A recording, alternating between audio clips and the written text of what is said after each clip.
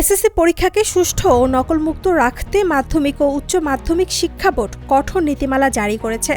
2026 সালের পরীক্ষায় শৃঙ্খলা ভঙ্গ বা অনিয়মের সাথে জড়িত থাকলে পরীক্ষার্থীদের বহিষ্কার কিংবা পুরো পরীক্ষা বাতিল পর্যন্ত হতে পারে বলে জানানো হয়েছে।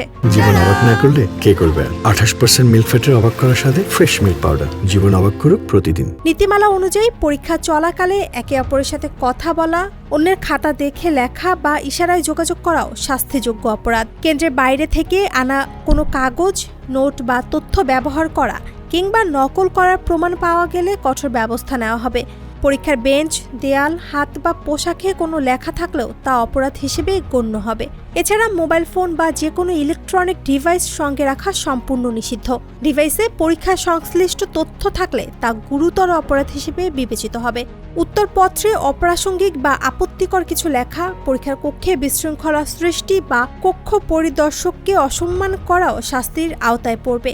আরও গুরুতর অপরাধের মধ্যে রয়েছে প্রশ্নপত্র ফাঁস বা পাচার, অন্যকে দিয়ে পরীক্ষা দেওয়ানো, উত্তরপত্র পরিবর্তন বা বাইরে থেকে লিখিত উত্তরপত্র জমা দেওয়া, এমনকি কর্তৃপক্ষকে ভয়ভীতি দেখানো বা আক্রমণের চেষ্টাও কঠোর শাস্তিযোগ্য।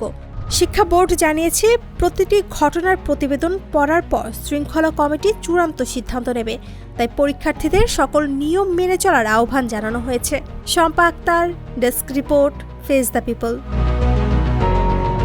জীবন অবাক না করলে কে করবে? 28% মিল্ক ফ্যাটের অবাক করার সাথে ফ্রেশ মিল্ক পাউডার। জীবন অবাক করুক প্রতিদিন।